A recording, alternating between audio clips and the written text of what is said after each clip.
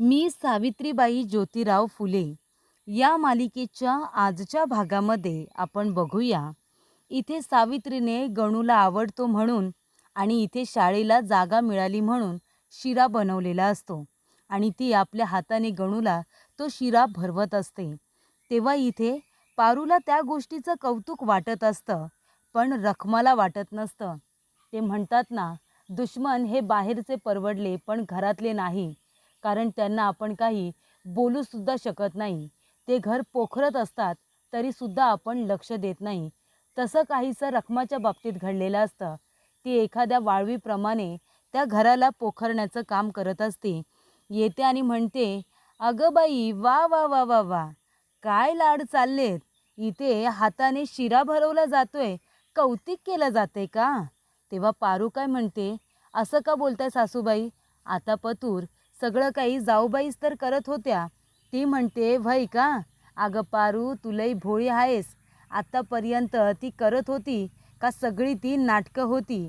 तेव्हा पारू म्हणते, "काय नाटक होतं? तुम्ही बघितलं नाहीत का? आत्तापर्यंत जाऊबाईंनी गणूला किती जीव लावलाय ते, त्याचं किती केलंय हे मला माहिती आहे. नाटक करायची त्यांना काही गरज नाही." तेव्हा इथे रखमा म्हणत असते, "अगं तुला माहिती नाही तिचं काय चाललंय ते. तू वेगळी चूल मांडायला नको ना, म्हणून हे सगळं नाटक चाललंय तिचं." तेव्हा इथे आता पारू म्हणत असते, "तसं काही नाही आहे." तेव्हा सावित्रीसुद्धा तेच म्हणत असते की मला गणूसाठी शिरा करावासा वाटला. गणूला माझ्या हातचा शिरा आवडतो म्हणून मी त्याला हाताने भरवलं. त्यात काय झालं सासूबाई? तेव्हा तिथे पारू येते आणि म्हणते की तुम्ही कशाला ह्या बारीक सारीक गोष्टींवरती लक्ष ठेवताय सासूबाई? अहो, आम्हाला जे काही करायचं आहे ते आम्ही करू ना, तुम्ही नका लक्ष देऊ. तेव्हा तिथे राजाराम येताना दिसतो. लगेचच रखमा कांगावा करते, "काय गं पारू, तुझा आवाज तर लई मोठा आहे. तू तर लई जोरात बोलतेस. बघतोयस का राजारामा? अरे ह्या सावित्रीकडून मला कसली बी अपेक्षा नाही, पण मला पारूकडनं अपेक्षा होती. ती मला कधी बी उलट उत्तर देणार नाही असं मला वाटलं होतं. पण इथं तर पारूसुद्धा आता या सावित्रीचं बघून मला उलटं बोलायला लागले र." तेव्हा इथे राजाराम म्हणतो, "काय?" तेव्हा इथे ही सावित्री गणूला हाताने भरवते म्हणून मी फक्त बोलले की वेगळी सूर मांडायला नको ना, म्हणून सगळी नाटकं सुरू आहेत. तर लगेच मला उलटपालट बोलायला लागली. तेव्हा इथे राजाराम दादा गणूचा हात पकडतात आणि सावित्रीच्या समोरून त्याला हिसकावून घेऊन जातात. आणि तेव्हा प्रेक्षकांनो, इथे आता सावित्री बिचारी तिथेच बघत उभी राहिलेली असते आणि पारूसुद्धा रडत बसलेली असते. त्यानंतर इथे तात्यासाहेब भिडे यांचे जे वडील आहेत ना, ते गंगाधर शास्त्री यांना भेटायला आलेले असतात. आणि तेव्हा गंगाधर शास्त्री म्हणत असतात की आम्ही हे काय ऐकलं, तुमच्या मुलाने तात्या भिडेने इथे तुमच्या वाड्यातल्या 2 खोल्या त्या ज्योतिमाळ्याला इथे भाड्याने दिल्यात का? तेव्हा ते म्हणतात, "होय, भाड्याने दिलेल्या आहेत. पण मी रात्री माझ्या मुलाला खूप बोललो. त्याला इथे चांगलं खडसावलं आणि सांगितलं की माझ्या घराच्या खोल्या कुणालाही द्यायच्या नाही म्हणून. ते तू बांधलेला वाडा नाही आहे, तो माझ्या बापाने बांधलेला वाडा आहे. आणि काळजी करू नका, जरी पण तो माड्याचा पोरगा आला ना, तरीसुद्धा त्याला काय उत्तर द्यायचं आहे ते माझ्याकडे आहेच. तुम्ही निश्चिंत राहा." तेव्हा इथे गंगाधर शास्त्री म्हणतात, "चला, आता इथे सगळ्या चिंता मिटल्या. आम्हाला कळलंय तुम्हाला काय म्हणायचं आहे ते." त्यानंतर इथं आता सावित्री रडत बसलेली असते. तिथे आता येते आऊ. आऊ म्हणते, "काय गं सावित्री, काय झालं? अशी का बसली आहेस तू?"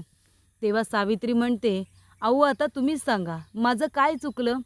आपल्या गणूला शिरा आवडतो. शाळेसाठी जागा भेटली म्हणून मी इथे शिरा बनवला आणि तो गणूला माझ्या हाताने भरवला. लहानपणापासून मी गणूचे किती लाड केलेत, त्याला कसं सांभाळलंय हे तुम्ही बघितलंत ना हो. माझा त्याच्यावरती किती जीव आहे. पण इथे अण्णा यांनी माझ्या समोरूनच गणूला हाताला धरून ओढत ताणत ते घेऊन गेले. मला किती वाईट वाटलं असेल याचा विचार बी केला नाही. कधी कधी मला असं वाटतं की त्याच्यावरती माझा काही अधिकारच नाही आहे. मी फक्त त्याचे लाड करू शकते, त्याला अंजारू गोंजारू शकते, पण हक्क नाही सांगू शकत, कारण का त्याला मी जन्म दिलेला नाही आहे." तेव्हा सावित्री म्हणते, "कधी कधी वाटतं आऊ की स्वतःचं मूल असावं. मी जर माझ्या बाळाला जन्म दिला असता तर कुणी त्याला हाताला धरून माझ्यापासून दूर खेचून नेलं नसतं ना. माझ्यापासून त्याला दूर केलं नसतं, मी त्याचे लाड केले असते, त्याला भरवलं असतं, त्याला रडवलं असतं, त्याचा रुसवा घालवला असता, त्याला अंघोळ घातली असती, हे सगळं मी केलं असतं ना माझ्या बाळाचं. देवाने माझ्या पोटी इथे बाळ का दिलं नाही काय माहिती, असं सावित्री म्हणत असते. आणि तेवढ्यातच प्रेक्षकांनो, इथे आता ज्योती आलेला असतो. ज्योती आल्यानंतर तो म्हणतो, सावित्री, ए सावित्री. तेव्हा सावित्री म्हणत असते की आऊ, जे काही झालं ते तुम्ही यासनी सांगू नका, त्यांना लई वाईट वाटेल. तेव्हा आऊ म्हणते, नाही सांगणार. आणि तेव्हा प्रेक्षकांनो, सावित्री आता म्हणत असते, आलात तुम्ही? तेव्हा ज्योती म्हणतो, हो आलो मी. तुला माहिती आहे, शाळेला जागा भेटली आणि आपण लवकरच शाळा सुरू करू शकतो. तेव्हा सावित्री म्हणते, ठीक आहे, तुम्ही इथं थांबा, मी शिरा घेऊन आले तोंड गोड करण्यासाठी, तुमच्यासाठी सुद्धा शिरा घेऊन येते. आणि तेव्हा ती गेल्यानंतर आऊ म्हणत असते, अरे ज्योती, एक काम कर ना, तू सावित्रीला घेऊन आता शाळा बघायला जा ना, तिलासुद्धा बरं वाटेल. तेव्हा ज्योती म्हणतो, ठीक आहे, सावित्रीला घेऊन आता शाळा बघायला जातो. त्यानंतर इथे घरामध्ये मीटिंग भरवलेली असते, सगळे लोक जमा झालेले असतात. तेव्हा राजाराम म्हणत असतो की मला यगळं व्हायचंच आहे, कारण का ज्योती काही ऐकायला तयार नाही आहे, तो आपला शाळा करतोय. त्यामुळे इथे गंगाधर शास्त्री आता पुन्हा काही वाईट करायच्या आधी मी इथे घर सोडलेलं बरं. तेव्हा इथे ज्योती आणि सावित्री दोघेजण तिथून जायला निघालेले असतात. तेव्हा राजाराम दादा म्हणतात की ज्योती थांब, मला तुझ्याशी बोलायचं आहे. तेव्हा इथे ज्योती म्हणत असतो की आपण रात्री बोलू. ते म्हणतात, रात्री नाही, मला तुझ्याशी आत्ताच बोलायचं आहे. तेव्हा ज्योती म्हणतो, काय बोलायचं आहे? ते म्हणतात की महत्त्वाचं आहे. तेव्हा ज्योती म्हणतो की इथे गणूला सावित्रीच्या समोरून खेचून ओढत घेऊन गेलास, यापेक्षा तर काही महत्त्वाचं नाही आहे ना. तेव्हा इथे ज्योती आता जे बोलतो ते ऐकून राजाराम गप्पच बसतो. तेव्हा इथे चिमणा म्हणत असते, आता कुठं चाललास? तर इथे ज्योती म्हणतो की पुण्याच्या पाठीमागे पिढा लावायला चाललोय, पुण्याला इथे पिढा लावायला चाललोय असं म्हटल्यानंतर सगळेजण गप्पच बसतात. तेव्हा इथे राणोजी माळी म्हणत असतो की बघा बघा, मोठ्या भावाने थांबायला सांगितलं तर थांबायला सुद्धा वेळ नाही आहे ज्योतीकडं. तेव्हा राजाराम म्हणतो, बघा बघितलं तुम्ही आता दादा, आणि तुम्ही म्हणताय की वेगळी चूल मांडू नको. ज्योतीला इथं माझं काय बी ऐकून घ्यायचं नाही आत्ताच, हे सगळं चाललंय तुमच्या समोर, मग का म्हणून मी इथे राहायचं? तेव्हा राणूजी म्हणतो, आणि तसं बी दादा, तो काही कुठं पुणं सोडून जात नाही, तो पुण्यातच राहणार आहे, त्याला राहू दे वेगळं. तोपर्यंत इथे आता ज्योती सावित्रीला घेऊन इथे आता भिडेवाड्यामध्ये आलेला असतो. पण जी खोली इथे आता ज्योतीला दाखवण्यात आलेली असते ना तात्या भिडेने, त्या आता खोलीला कुलूप लावलेलं असतं. तेव्हा ते म्हणतात, हे काय, पण या आता खोलीला कुलूप आहे. तेवढ्यातच इथे तात्या भिडे आलेले असतात, त्यांचे वडील आलेले असतात आणि ते म्हणतात की मीच कुलूप लावलंय त्या खोलीला. ते म्हणतात, का? पण तात्यासाहेबांनी आम्हाला हीच खोली दिली होती ना. तो म्हणतो की हो, तुला खोली दिली होती, पण हा तात्यासाहेबांचा वाडा नाही आहे, हा माझ्या बापाने बांधलेला वाडा आहे. त्यामुळे इथं कुणाला जागा द्यायची कुणाला नाही हे मी ठरवणार नाही का? तेव्हा ती खोली भेटणार नाही. आणि तसं पण तुला मी ती खोली देतो, घे, ती समोरची खोली आहे ना ती घे. आणि तुझ्या त्या शाळेचा, त्या किळबिडाटचा आम्हाला त्रास व्हायला नको, समजलं का? तेव्हा इथे आता ज्योती म्हणतो की बरं ठीक आहे, पण त्याला पण कुलूपच आहे ना. ते जर रूम तुम्ही आम्हाला देणार असाल तर ते कुलूप तोडावं लागेल, चालेल ना? ते म्हणतात की तोडा, बघा तुटतंय का? आणि जर तुटलं ना तर आता तीच खोली तुम्ही शाळेसाठी घ्यायची नाही. मग घ्यायची की नाही घ्यायची ते तुम्ही तुमचं ठरवा. त्यानंतर प्रेक्षकांनो, अडगळीची खोली इथे शाळेसाठी ज्योतीला देण्यात आलेली असते, अडगळीची खोली. आणि तेव्हा इथे दरवाजा उघडला जातो आणि त्यानंतर प्रेक्षकांनो, सावित्री ज्योती ती खोली बघतच बसतात. कारण प्रेक्षकांनो, त्याच्यामध्ये आता खूपच इथे घाण असते, त्याच्यामध्ये पडीक वस्तू आणून टाकून दिलेल्या असतात. तेव्हा इथे लगेचच मोरोपंत म्हणतो, काय रे ज्योती, अरे काय ही जागा, इथे ना उजेड आहे ना हवा आहे ना काही आहे, इथे कशी काय मुलं शिकणार? ज्योती म्हणतो, थांब मी आलोच. ज्योती घाईघाईने जातो आणि म्हणत असतो की बाबा थांबा, बाबा अहो काय आहे, तुम्ही जी जागा दिली आहेत ना ती जागा म्हणजे शाळेसाठी योग्य नाही. ती आधीची खोली, ती खोली तुला मिळणार नाही, काही झालं तरीसुद्धा, कळलं का रे? ये माळेच्या पोरा. आणि तसं पण जी खोली तुला भेटली आहे ना ते बघ, नाहीतर तुला तीसुद्धा कुणीच देणार नाही, ही गोष्ट तू लक्षात ठेव, असं इथे तात्या भिडेचे बाबा आता म्हणत असतात. तेव्हा ज्योतीला वाईट वाटतं, पण नाईलाज असतो, काही बोलू शकत नसतो. त्यानंतर इथे चिमणा दळण दळत असते ना जात्यावरती, तेव्हा पारू तिथे येते आणि म्हणत असते, सासूबाई अहो तुम्ही कशाला करताय, द्या की मी दळण दळते. तेव्हा ती म्हणत असते, नको बाई, आमचं दळण मलाच दळू दे, सवय राहायला पाहिजे ना मला, कारण इथे राजारामाला आता वेगळं राहायचं असतं ना म्हणून. त्यानंतर इथे आता चिमणा ही दळण दळतच असते, पारूला ती काही दळू देत नाही. पारू म्हणत असते, सासूबाई अहो मी दळते. तेव्हा चिमणा वैतागते आणि म्हणते, बाई कशाला, अगं जा ना तुझं तू बघ ना. तेव्हा पारूला खूप वाईट वाटतं, कारण तिला कुटुंबामध्ये राहायचं असतं. ही सगळी कामं ती आवडीने प्रेमाने करत असते, पण घरातली परिस्थिती अशी काही निर्माण झालेली असते की तिला आता नाईलाजाने त्यांचं सगळं ऐकावं लागत असतं. तेव्हा इथे चिमणा म्हणत असते, काय व हसतं खेळतं घर आपलं कुणाची दृष्ट लागली काय माहिती. राजाराम आपल्यासमोर हसणारा खेळणारा पोरगा या घरातनं निघून गेला तर कसं राहू आपण, आणि गणूशिवाय तर मला काही राहवणारच नाही. ज्योती पण काही ऐकून घ्यायला तयार नाही, त्याचं आपलं साळा साळा सुरू आहे. तेव्हा इथे आपला पोरगा लई हट्टी आहे, त्याने साळाचं मनावरती घेतलंय ना, तो साळा सुरू करणारच असं गोविंद काका म्हणतात. चिमणा म्हणते, ते मला माहिती आहे, तो आपला पोरगा आहे, त्याला तर मी तेवढं ओळखतेच ना.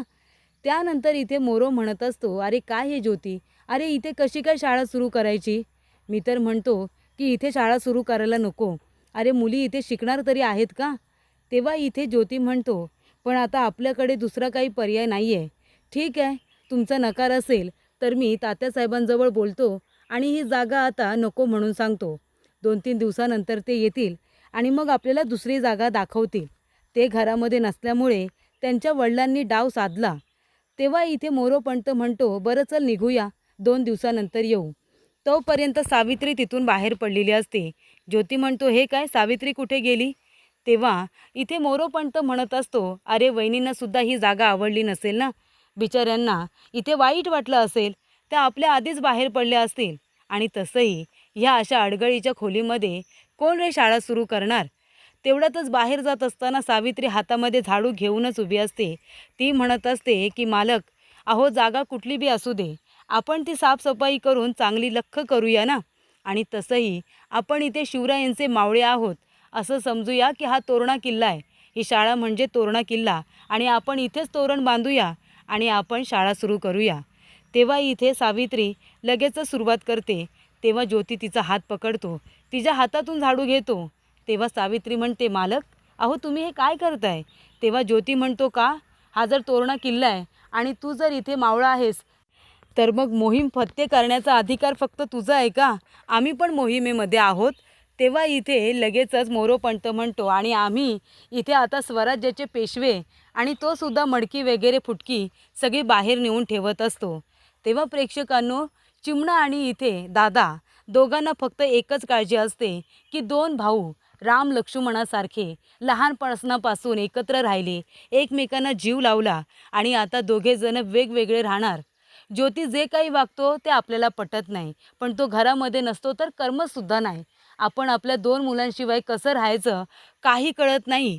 ह्यांचं जर वागणं असं सुरू राहिलं तर मला वाटत नाही आपण दोघे जण जास्त जगू. त्यानंतर इथे आता सावित्री म्हणत असते की चला आता इथे आपण लवकरात लवकर साफसफाई करू, सगळं लख्ख करून टाकू, सगळ्या इथे तुटक्या फुटक्या वस्तू बाहेर नेऊन ठेवू. एकदा का ही जागा लख्ख झाली की शाळेसाठी सगळ्यात जास्त उत्तम हीच जागा ठरेल असं सावित्री ज्योतीला समजावून सांगते. तर प्रेक्षकांनो, पुढील भागामध्ये तात्या भिडे आलेले असतात आणि ते बघतात तर काय संपूर्ण रूम लख्ख केलेली असते. तेव्हा ज्योतीला विचारतात, शाळा कधीपासून सुरू करताय. तर उद्यापासूनच सुरू करतोय. तो म्हणतो की ठीक आहे, शुभस्त शिखरम. आणि त्यामुळे इथे आता लगेचच उद्यापासून शाळा सुरू होणार म्हणून त्यांना आनंद झालेला असतो. तर इथे ज्योती आणि सावित्री दोघे जण साफसफाई करून घरी येतात. तेव्हा इथे राजाराम आता बोचकी बाचकी बांधून भांडी वगैरे घेऊन वेगळा व्हायला जात असतो. पारू रडत असते. तेव्हा राजाराम म्हणतो की मी इथं राहणार नाही, मी वेगळं राहणार म्हणजे राहणार. तेव्हा हे घर सोडून तू नको जाऊ र, असं चिमणा म्हणत असते. ज्योती म्हणतो, मी पण तेच म्हणेन की तू घर सोडून कुठेही जाऊ नको. राजाराम म्हणतो, नाही जाणार. ज्योती, हे डोक्यातलं आहे ना शाळेचं खूळ काढून टाक. अरे मला बी वेगळं राहायचं नाही, मी घर सोडून कुठं बी जाणार नाही, वेगळी चूल मांडणार नाही, पण शाळेचं खूळ काढून टाक बरं. तेव्हा ज्योती म्हणतो, नाही, शाळा तर सुरू होणारच, शाळा बंद होणार नाही, पण घर सोडूनसुद्धा तू जायचं नाही, असं ज्योती आता आपल्या भावाला राजारामला सांगत असतो.